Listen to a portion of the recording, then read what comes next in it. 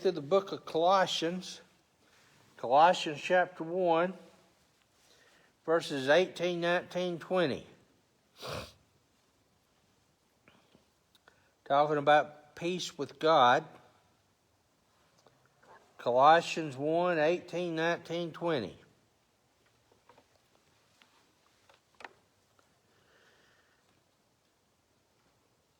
Says, He is the head of the body, the church, who is the beginning, the firstborn from the dead, that in all things he may have the preeminence. For it pleased the Father that in him all the fullness should dwell, and by him to reconcile all things to himself, by him, whether things on earth or things in heaven, having made peace through the blood of his cross. So he starts off in verse 18 saying that he is the head of the body, the church. So some people get this kind of confused. You know, who's the head of the church? Well, it's not the deacons. It's not the pastor. It's Christ. He's the head of the church. Now, obviously, God has put the pastor to be the under-shepherd. But, you know, the way I see it, that doesn't mean the pastor's supposed to be a dictator or, you know, it's the way I say or else. So that's not the way I see it. But anyway, so it's Jesus. He obviously deserves the right to be the head of the church. After all, in 1 Peter, it talks about, you know, men ought to love their wives like Christ loved the church. Now, what did Jesus do for the church? He died for it. So I think obviously he deserves to be the head of the church, being that he gave his very life for the church. So he is the head of the church.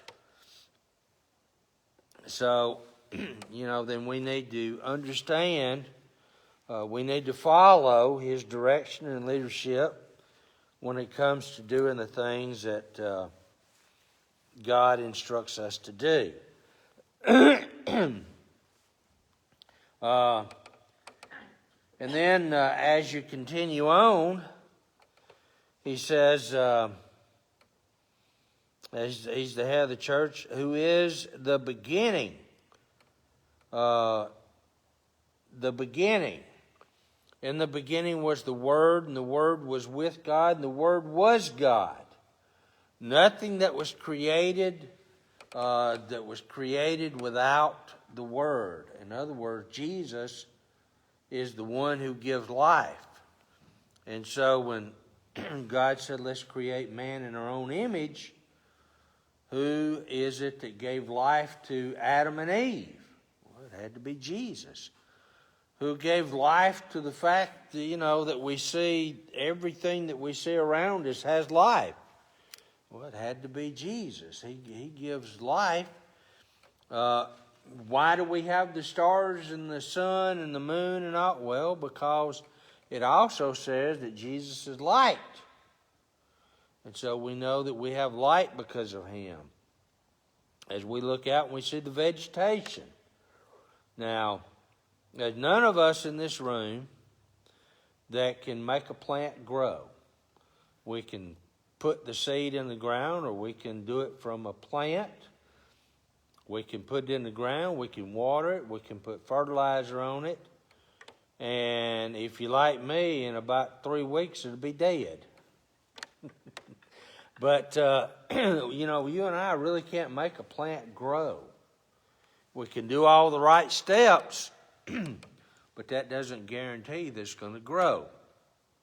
And so obviously it's because Jesus giving life that we have life as we see it.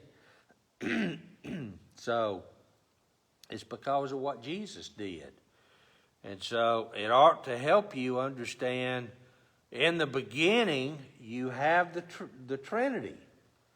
And so, you know, some individuals, as I stated last time, want to somehow or another say that, you know, Jesus was not really human, and he wasn't really here. Well, we know he was because he did certain things. It really, we know that he was really here, but there were individuals who tried to somehow or another tell Paul those things weren't so. And so Jesus really proved who he was when he came to this earth. Secondly, as you go on, he says, he's the head of the body of the church, who is the beginning, the firstborn from the dead. So, we celebrate Easter every year. And, of course, on what we say is Good Friday, we see that, they took Jesus, they nailed him on the cross, and they put him there and left him for several hours. And when they came back to break his legs so that he would die quicker, he was already dead. And so he was crucified on the cross, and after they got done with him, Joseph of Arimathea requested the body that he could go bury him, and so he did. And then on the third day, you remember Mary and Mary Magdalene and Peter and others went to the tomb I don't know exactly why Peter went, but he went to the tomb. I think it was because Mary had said he's not there. And so Mary and Mary Magdalene went to see if they could prepare the body because he was so hastily buried. And so he says he's the first from the dead. Well, what does that mean? Let's see, let me read that again. The firstborn from the dead, and really meaning, obviously, Jesus is the first individual who actually, you do have Lazarus, and you have those people who came up from the grave when Jesus was crucified. But Jesus himself rose from the tomb. He didn't have to have someone to assist him. He came back from the dead. And so it says he's the firstborn from the dead. And so he conquered death. And by him conquering death, he also defeated sin. And so we see that, that's the reason Satan obviously has no power over him, because he conquered sin as well. Because he himself became sin on the cross for you and I.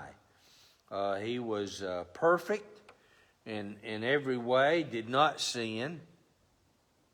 And so you remember in the Old Testament, when someone sinned, obviously there had to be a sacrifice. Remember, even going back further in the Garden of Eden, what did God have to do because Adam and Eve had sinned? Well, he took and he made skins for them, or clothes for them from, I think it was a sheep.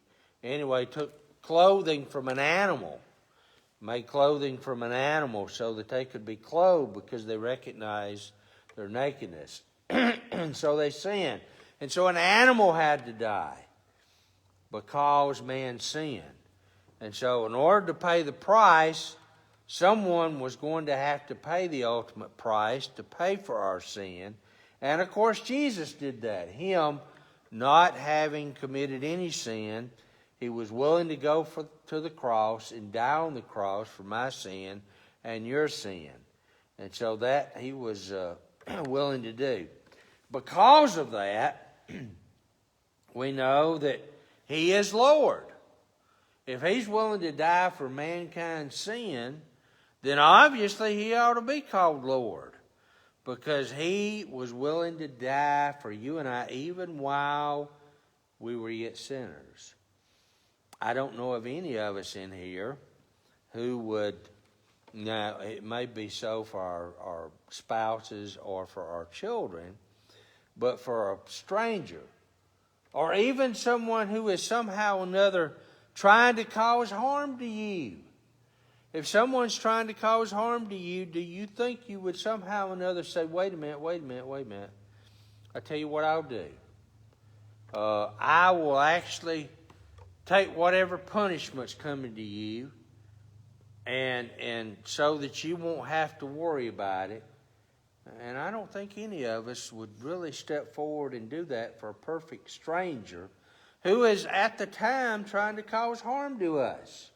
But that's exactly what they did to Jesus. They did all kinds of things to him, so the kinds of things he went through was just atrocious.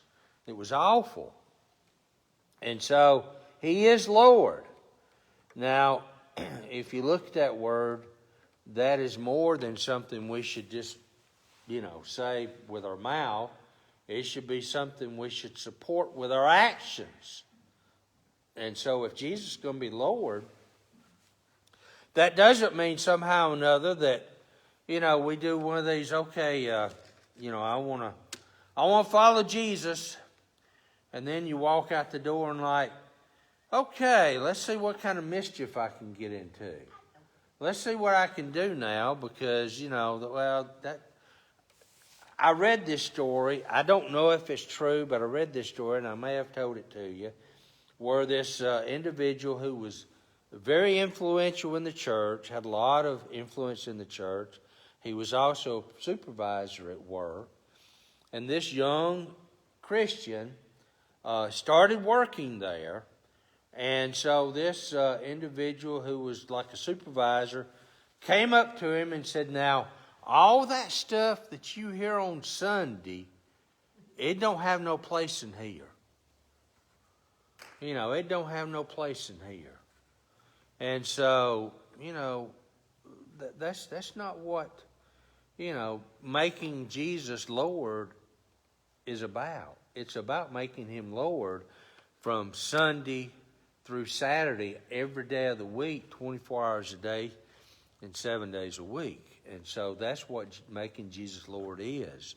And so and there again we could say, well, God, I don't know if I can do that. How about you getting somebody else to do that? Now, I know sometimes we may do that, but God, thankfully is a God who will give us second and third chances. And so if he wants you to do that, then he will keep prodding for you to do that.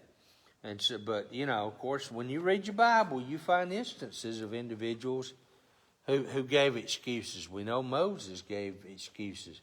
I can't speak in front of people. I just can't do that. And God said, then I'll send Aaron. Our speaker this morning said he had a hard time speaking in front of people. And so, some of you, if I were to ask you, hey, I need you to come and give a testimony next Sunday morning, I'm sure I'd have all of you come and say, Brother Mike, put me down first. I'll be more than happy to do that for you. I just can't wait. Some of you looking like, don't ask me to do it. So it's scary. It's hard to do. And so we can offer up all kinds of excuses. And I understand there are some things that God may ask us to do that puts us out of our comfort zone. He'll ask us to do something that's not comfortable. He'll ask us to do something that is not necessarily hard but difficult because we're not used to those things.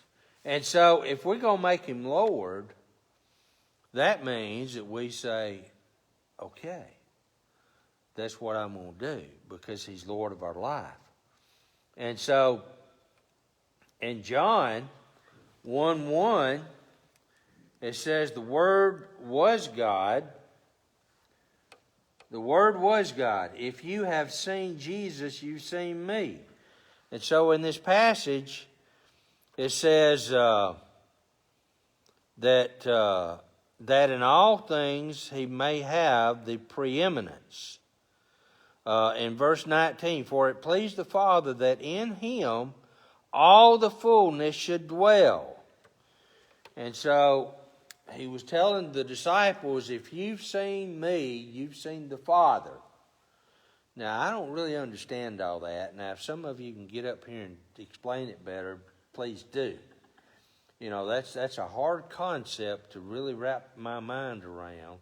How in the world Jesus could be who he was and at the same time,